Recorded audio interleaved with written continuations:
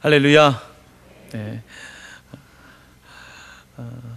오늘 우리가 함께 읽은 이사야서 말씀은 우리가 신앙인으로서 참 많이 듣는 말씀 중에 하나입니다.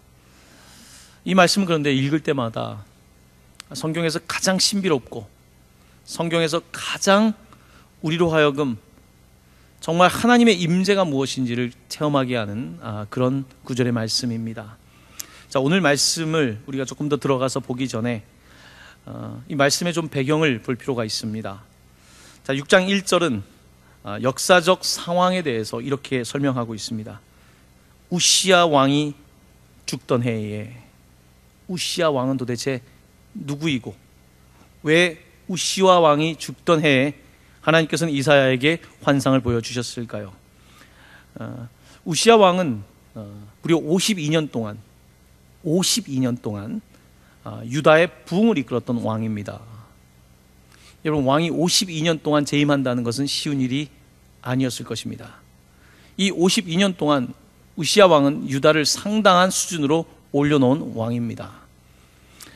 그랬던 그가 하나님을 의지하고 섬기고 하면서 가장 최고의 유다를 이끌었던 그가 그의 통치 말년에 가면 그가 하나님을 의지하지 않고 자기 자신을 의지하게 됩니다.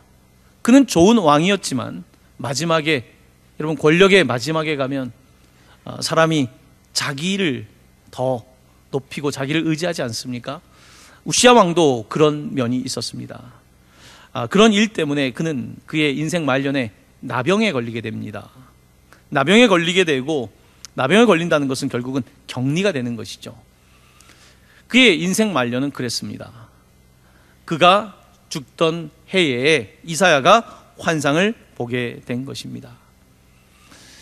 당시에 이스라엘은 52년이라고 하는 상당히 안정적인 시간을 보내면서 한편으로는 모든 것들을 당연하다고 생각할 수 있을 겁니다. 그저 왕이 잘 하니까 사람을 의지할 수 있었을 것입니다.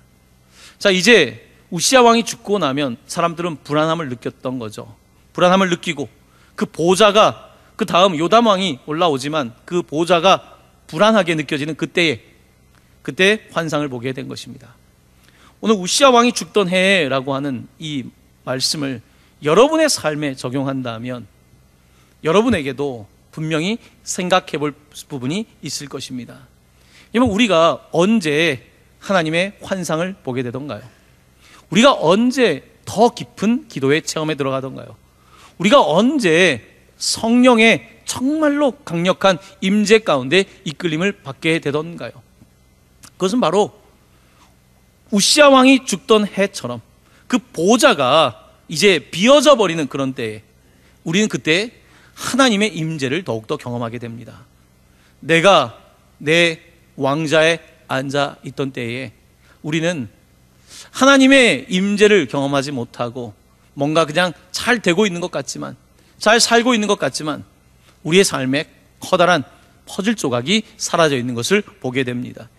우시야 왕이 죽던 해에 라고 하는 이 말씀은 어쩌면 오늘 우리에게 우리의 삶이 불안할 때에, 우리의 삶이 요즘 경제 사정으로 인하여 불안할 때에, 사업을 한 치 앞도 볼 수 없는 때에, 내 미래의 은퇴가 전혀 보장되지 않는 것 같은 때에, 내 삶의 근본이 흔들리는 이런 때에, 우시야 왕이 죽던 해에 오늘 이사야가 환상을 본 것처럼 우리는 하나님의 환상을 보아야 되고 하나님의 말씀을 들어야 하는 것입니다.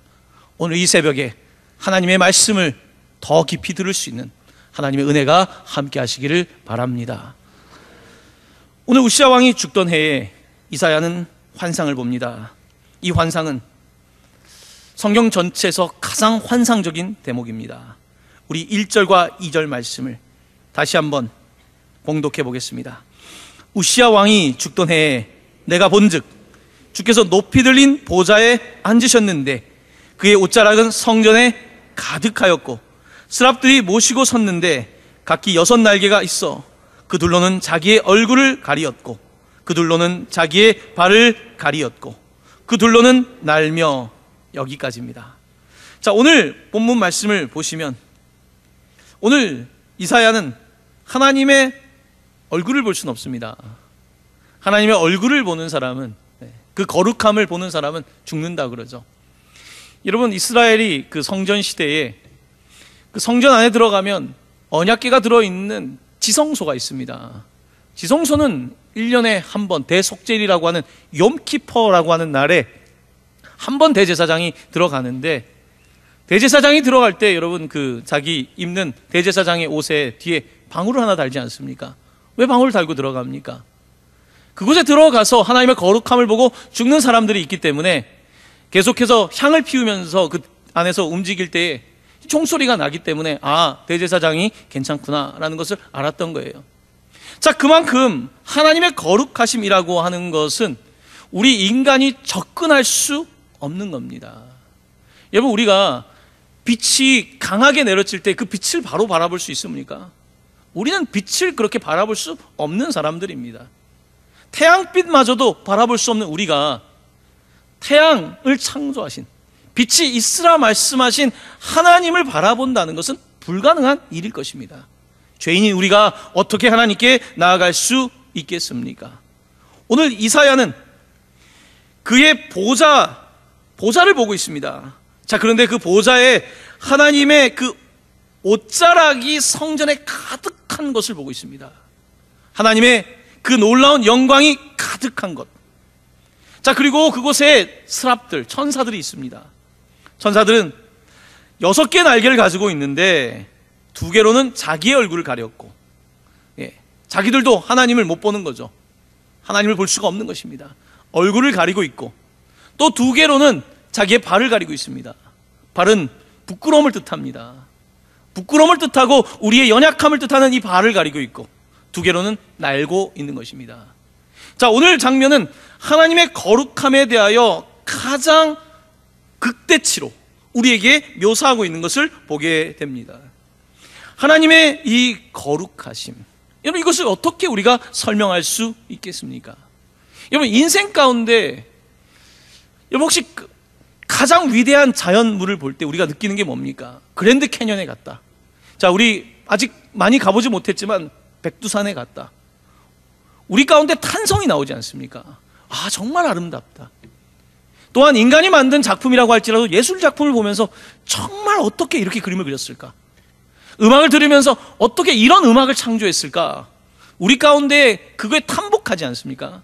어떤 미학적인, 어떤 미적인, 예술적인 세계에 우리가 그렇게 반응하는 것이죠. 자, 그런데 이 예술적인 세계보다 인간을 더 고차원적으로 만드는 체험이 있습니다. 바로 그것은 거룩함의 체험입니다. 종교적 체험인 거죠. 도대체 이 경험이라고 하는 것은 우리가 세상에서 예쁘다, 세상에서 좋다, 세상에서 사용할 수 있는 이런 형용사들이 아니라 상당히 표현하기 어려운 것을 사용해야 되는 형용사인데, 그것을 우리는 일컬어서 holy, 거룩하다라고 말합니다. 거룩. 이 거룩이라고 하는 것은 우리의 인간을 상당히 높은 수준으로 만듭니다. 거룩함을 경험하지 않은 사람들은 이 세상 속의 자연 세계에서 살아가지, 그 자연을 넘어서는 초자연적인 세계, 어떤 신앙의 신비의 세계에 대해서는 알지 못하고 누리지 못하고 살아가는 것입니다.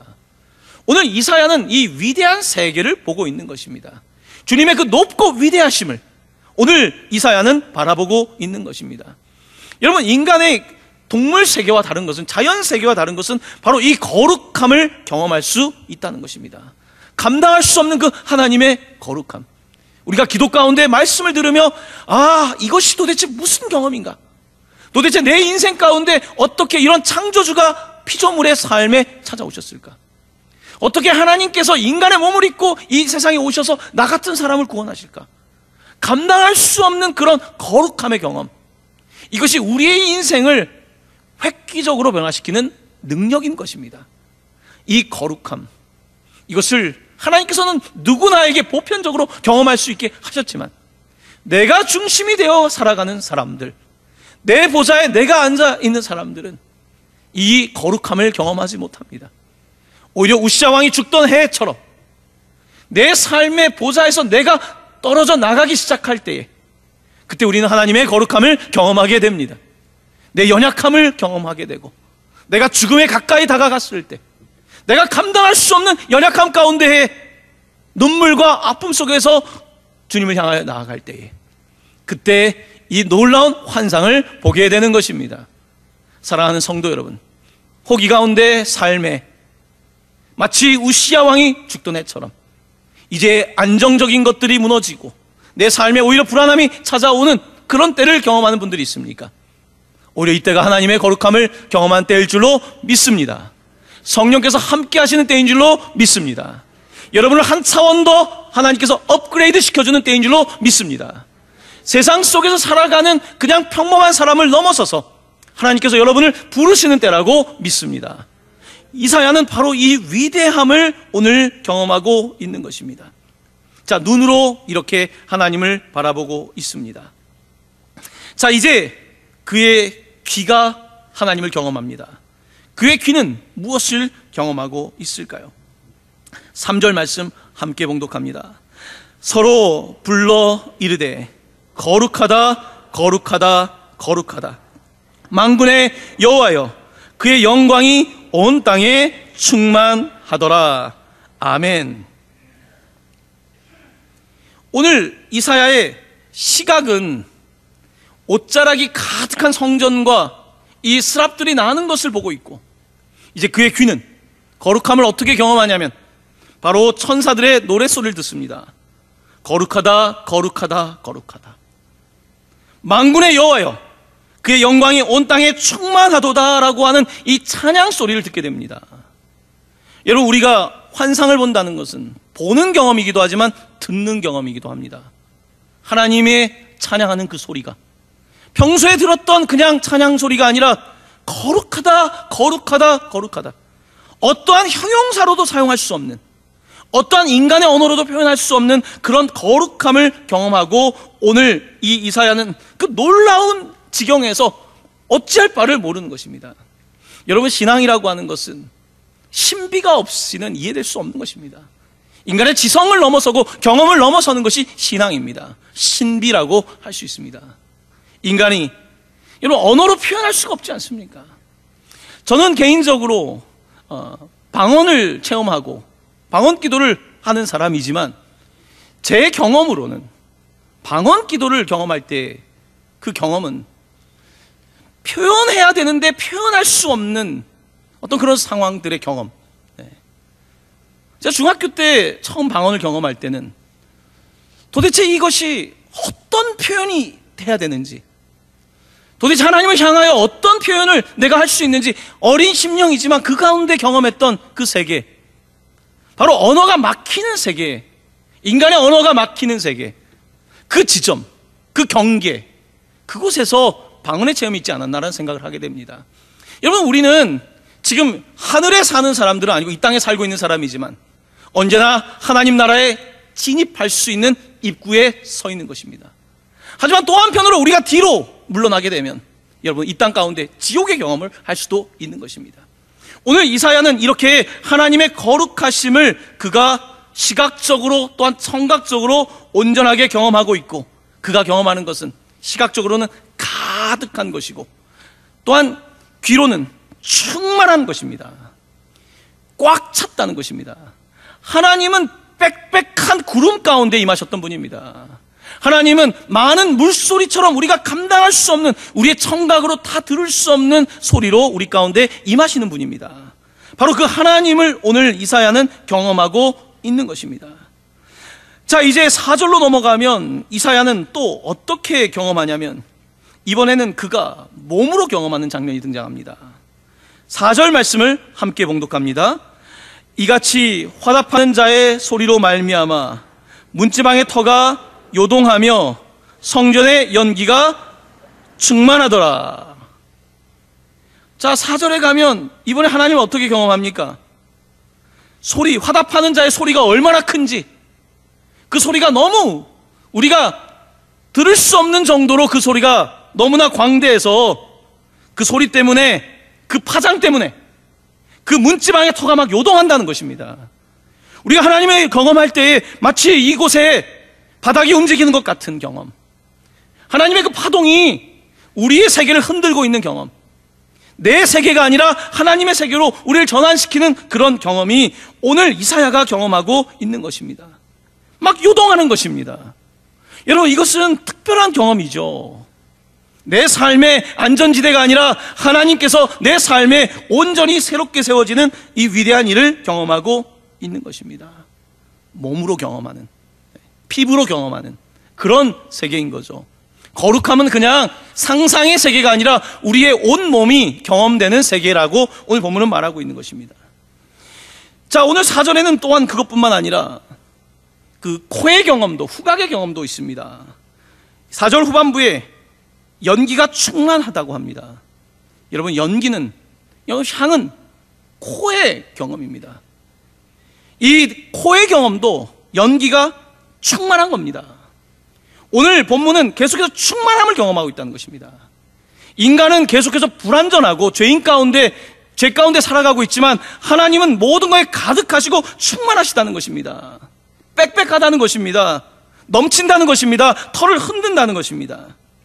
자, 이렇게 오늘 이사야는 눈과 귀와 몸과 코로 하나님의 거룩함을 경험하고 있는데, 이제 그의 마지막 경험은 그의 입의 경험입니다. 미각적 경험입니다. 이 경험은 5절에서는 이렇게 등장하고 있습니다. 우리 5절 말씀을 함께 봉독합니다. 그때 내가 말하되 화로다 나여 망하게 되었도다. 나는 입술이 부정한 사람이요 나는 입술이 부정한 백성 중에 거주하면서 만군의 여호와이신 왕을 배웠음이로다 하였더라. 아멘. 마지막 가장 예민한 곳에 하나님을 경험합니다. 그것은 자신의 입술의 경험입니다. 입술이 어떻게 경험되냐면, 이제 말은 해야겠는데 이 상황을, 여러분, 인간은 말 안 하고 못 배기지 않습니까? 인간은 언어적 존재입니다. 말하되 화로다 화로다 내가 망하게 되었습니다. 하나님의 거룩함을 경험하고 나니까 내가 도무지 볼 수 없고, 내가 도무지 들을 수 없고, 도무지 느낄 수 없는 것을 경험하니까 이제 넘치는 거죠. 도대체 피조물이 하나님을 경험할 때 그는 화로다 망하게 되었습니다. 내 입술은 부정한 사람입니다. 그런데 이 부정한 사람이 만군의 여호와를 만났기 때문에 나는 망하게 되었습니다. 화입니다. 이렇게 오늘 고백하고 있는 것입니다. 사랑하는 성도 여러분, 오늘 본문 말씀은 성경 전체에서 가장 환상적인 대목입니다.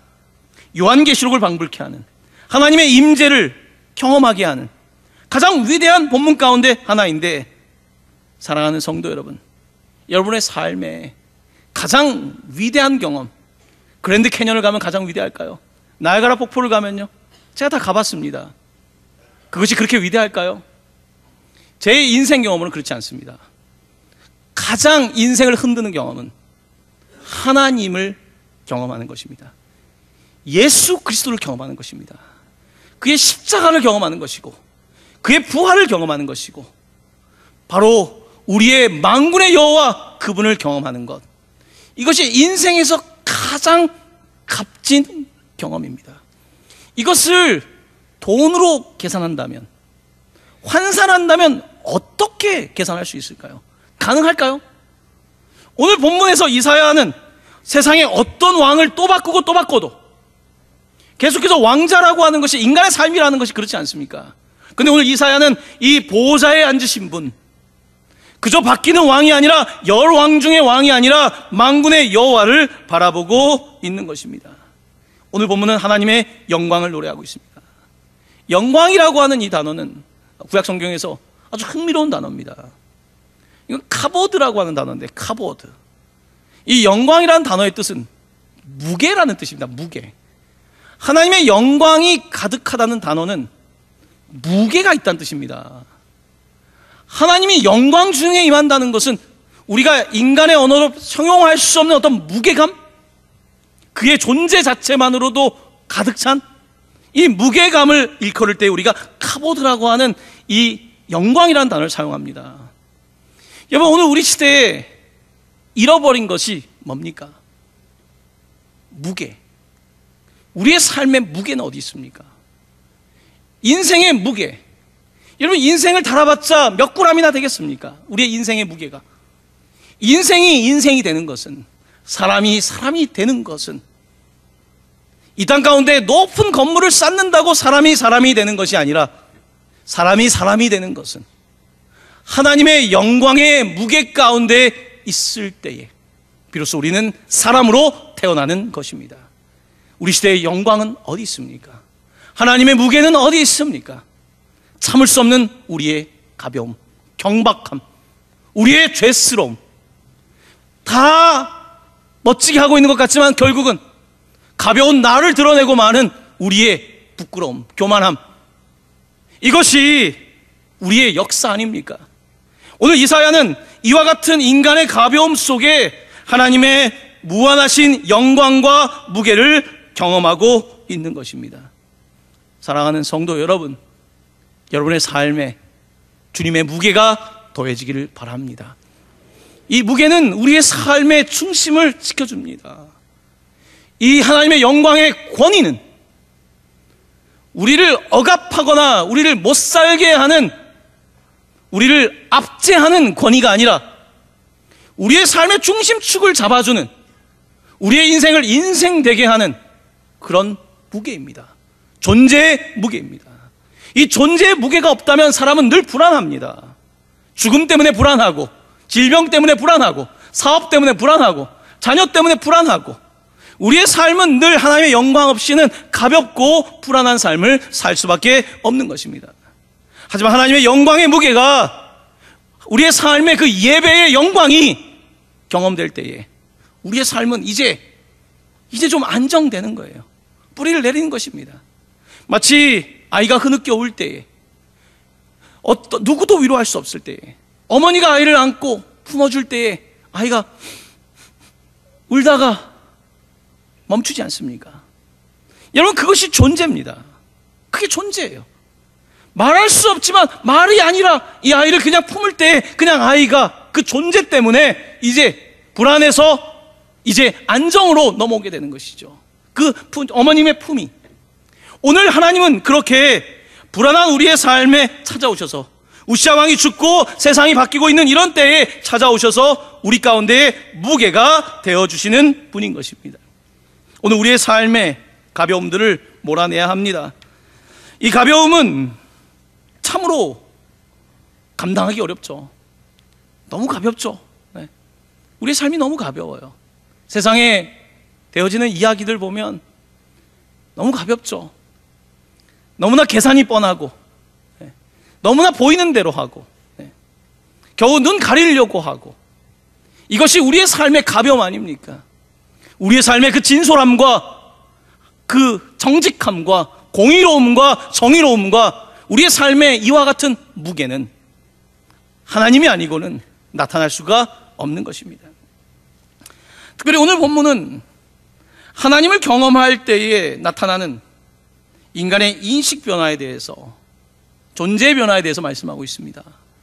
하나님을 경험할 때에 나는 입술이 부정한 사람이라고 말합니다. 죄를 깨닫는 거죠. 여러분, 사람들이 왜 요즘 자기가 죄인이라는 고백을 잘 안 하는지 아십니까? 왜 사람들은 요즘 죄인이란 말을 잘 안 해요? 내가 뭐 그렇게 죄를 지었어 라고 말합니다. 왜 그럴까요? 왜 그런지 아십니까? 우리끼리 비교하니까. 내가 옆에 있는 사람과 비교하면 나 별로 죄인 아닙니다. 내가 무슨 죄인이에요? 내가 그렇게 잘못했어요? 비교의 대상이 옆에 있는 나보다 못한 사람들, 비슷한 사람들과 비교하니까 난 죄인이 아니죠. 나는 그냥 괜찮은 사람인 거죠. 이거 착각하지 마십시오. 오늘 본문 가운데 이사야는 하나님 앞에 서니까 내가 죄인인 걸 아는 거예요. 여러분, 비교의 대상을 잘못 잡고 있는 것입니다. 우리의 인생이 가벼워지는 이유 중에 하나는 우리의 비교가 인간 세계로 끝나기 때문에 그래요. 여러분, 서구 문명이 발달하고 어떤 지성과 과학 시대가 도래하면서 발생된 문명의 큰 변화 가운데 하나는 더 이상 하나님의 자리를 세상 속에 두지 않는다는 것입니다. 진화론적 세계관. 세상 가운데 하나님이 없이 세상이 만들어졌다라고 하는 이 진화론적인 세계관, 하나님은 없는 것입니다. 하나님 없이 모든 것을 이해해보는 과학주의, 하나님 없이 세상을 이해하겠다고 하는 철학에서의 이성주의, 이와 같은 방식들이 결국은 하나님이 없는 세상을 만들었고, 하나님이 없는 세상을 만들어도 우리가 파라다이스, 천국을 만들 거라고 생각했지만 어떻습니까? 우리는 죄가 없다고 말합니다. 내가 별로 잘못한 게 없다고 말합니다. 하지만 기본적인 하나님 앞에 서는 죄 인식이 없자 인간의 세계는 더 비도덕적이 되고, 인간의 세계는 더 탐욕적이 되고, 인간의 세계는 더욱더 차가운 세상이 되는 것이고, 우리가 생각한 것처럼 세상이 그렇게 작동하지 않는다는 것입니다. 여러분, 정부에서 바라보는 경제에 대한 경험과 이 바닥에서 경험하는 경제의 세계는 다른 것입니다. 오늘 우리의 삶 속에서도 지금 하나님을 제외하고 경험하는 이 세계는 상당히 어리석인 것입니다. 이것은 문명적 위기입니다. 한 개인의 삶의 사회의 위기가 아니라 문명의 위기라는 것입니다. 이 문명의 위기는 하나님을 배제해버린, 우리가 하나님이 되어버린 이와 같은 결과로 나타나고 있는 것입니다. 여러분, 요즘 우리 아이들이 뭘 배웁니까? 하나님을 어디서 배웁니까? 2%도 안 됩니다. 이제 우리 아이들 가운데 이제 하나님이 있다라고 믿는 사람들이 없습니다. 여러분, 대학생들 중에 교회를 매주 출석하는 사람들은 3%도 되지 않습니다. 이게 대한민국의 현실입니다. 왜 그렇습니까? 우리도 학교에서 배우기 시작했습니다. 하나님 없이, 이게 과학이라고 배웠습니다. 하나님 없이도 병을 낫게 할 수 있고, 하나님 없이도 인간의 문제도 해결할 수 있고, 심리로 대처할 수 있고. 여러분, 그렇지 않습니다. 절대로 그렇지 않습니다. 이 부분이 우리가 바라보아야 되는 것입니다. 자, 그러므로 오늘 본문은 우리에게 말씀하고 있습니다. 오늘 내가 달라지려면요, 어떻게 해야 되는가? 하나님 앞에 설 때, 하나님, 난 부정한 사람입니다. 내 입술이 부정한 사람입니다. 흥미롭게도 오늘 우시아는, 이 우시아 왕이 죽었다 그랬는데, 우시아 왕은 그 나병을 걸렸다 그랬죠. 예수님 오셨을 때 나병 환자들의 특징이 뭡니까? 한센병 환자들의 특징이 뭡니까? 그들 입술을 가립니다. 나는 부정하다, 부정하다. 사람들이 오면 부정, unclean, unclean. 더럽다, 더럽다 라고 말하는 게 그들이 해야 될 과연 행위였고 법이었습니다. 입을 가리는 거예요. 입. 전염시키지 않는 거죠. 입을 가리는 그들의 행위. 우시아 왕이 죽던 해에. 오늘 본문 말씀에서 오늘 이사야는 자기의 입을 가리고 있습니다. 나는 부정합니다. 나는 더러운 존재입니다. 나는 죄인입니다. 이 고백이 나오는 것입니다. 하나님은 어떤 사람을 사용하시는지 아십니까? 하나님은 내가 부정합니다. 내가 너무 더럽습니다. 바울처럼 나는 죄인의 괴수입니다. 베드로가 예수를 만났을 때 저를 떠나달라고, 나 같은 죄인을 떠나달라고 고백했던 것처럼 하나님이 사용하는 사람은 나는 죄인입니다. 하나님의 임재 앞에서 나는 죄인이고 아무것도 아닙니다 라고 고백하는 그 사람을 하나님께서는 사용하시는데요, 오늘 우리가 본문을 다 읽진 않았지만 그 다음의 구절은 제단 숯불을 가지고 와서 그의 입술에 대는 하나님의 정화 작업이 이루어집니다. 그의 입술을 정하게 하신, 그의 부정함을, 나는 부정해서 도무지 회복되지 않는데 제단 숯불로 그를 회복시켜 주시는 하나님의 은혜가 등장하게 되고, 그때 마지막으로 하나님께서 누가 나를 위해서 우리를 위하여 갈고, 누가 우리를 위하여 갈고 라고 할 때, 그때 이사야는 부정한 사람이 주님의 은혜 가운데 변화될 때 Here I am, 내가 여기 있나이다, send me, 나를 보내소서, 이렇게 고백하는 것입니다. 주님, 내가 여기 있습니다, 나를 보내소서. 하지만 자기가 죄인임을, 자기의 연약함을 고백하지 않는 사람은, 보낼 경우에 그 사람은 결국 자기 일을 하게 됩니다. 자기 사업을 합니다. 자기 정치를 합니다. 이게 우리가 보통 교회에서도 경험할 수 있는 일입니다.